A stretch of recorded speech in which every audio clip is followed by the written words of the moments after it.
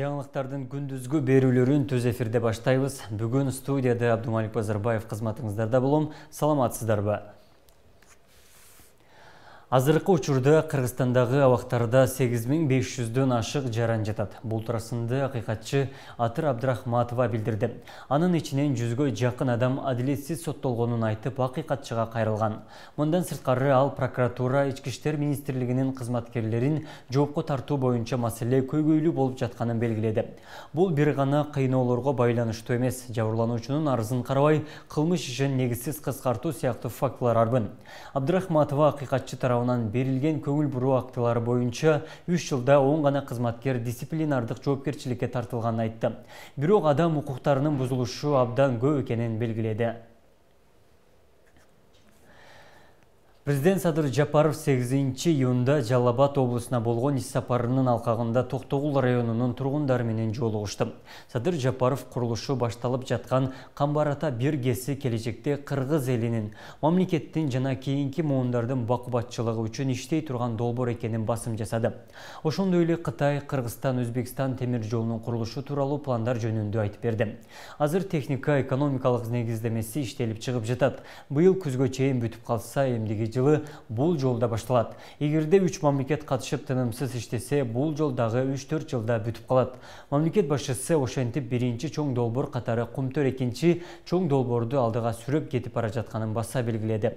Жолугушуунун жүрүшүндө жергиликтүү тургундардын турак жай курууга жер тилкелерин, трансформациялуу жолдорго асфальт төшөө, сугат жана ичүүчү суу менен камсыз кылуу, суу сактагыч баскан жерлерге компенсация төлөп берүү, бала бакча, мектептерди куруу сындуу элдин бүйүрүн кызыткан суроолорго жооп берди.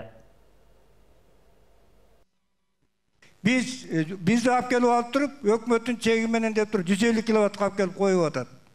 Ошондой эле Кыргызстан кандай төлөсө, биз ошол эле 77 тыйын. Кыргызстан кандай төлөсө, ошол эле 2,6 тыйынды төлөп келдик.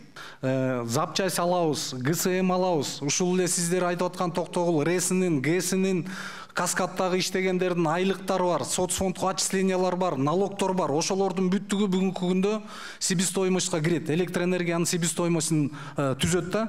Өзүңүздөр көрүп атасыздар, Кыргызстанда биз чыгарып аткан көмүр менен электроэнергиядан башкасынын баары кымбаттады.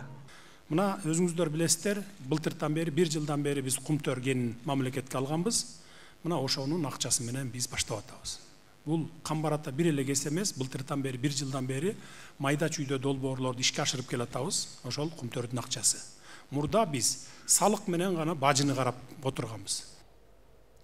Кумтөр Голд ишканасы быйыл январ-май айларында өлкөнүн казынасына салык жана башка милдеттүү төлөмдөр түрүндө 17,3 миллиард сом төккөнүн 8-июнда билдирди.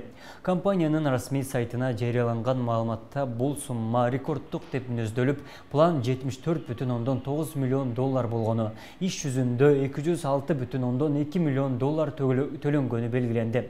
Кендеги тоо иштери 5 ай ичинде 69,15 миллион тоннага жетип, бул аралыкта алтындын 2 миллион 705 миң тонна кен казылып алынганы маалымдалды. Быйыл 17 майда Кыргызстандын бийлиги Кумтөр алтын кенин өз алдынча башкарууга алганына 1 жыл болду. Туура 1 жыл мурун Жогорку кеңеш кезексиз жыйынга чогулуп, министрлер кабинетине Кумтөр Голд ишканасына убактылуу тышкы башкаруу киргизүүнү тапшырган болчу. Мамлекеттик өнүктүрүү банкы жөнүндөгү мыйзамды өзгөртүү долбоору бүгүн 9-июнда Жогорку кеңештин жалпы жыйынында биринчи окууда кароого чыгарылат. Парламенттин сайтындагы маалыматка караганда, мыйзам долбоорунун демилгечиси министрлер кабинети. Мамлекеттик өнүктүрүү банкы жөнүндө мыйзам 2012 жылы кабыл алынган. Анын максаты экономиканын артыкчылыктуу жана стратегиялык тармактарын өнүктүрүү жана дем берүү экени айтылган.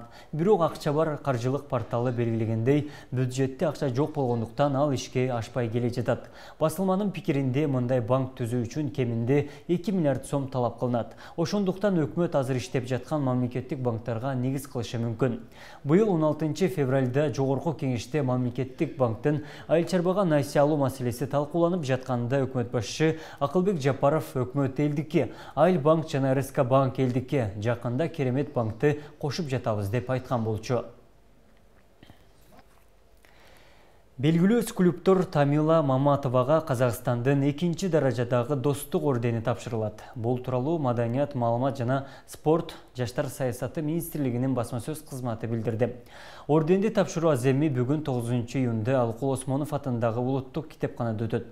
Иш-чарага министр Азамат Жаманкулов, Казакстандын Кыргызстандагы элчиси Рапил Жошубаев катышат. Бишкекте өтүп жаткан Азия кубогуна тандоо этабындагы Кыргызстан-Сингапур курама командаларынын беттешинде тала ээлери атандашын 2-1 эсебинде жеңди. Беттеш Төлөн Өмүрзаков атындагы стадионунда старт алды.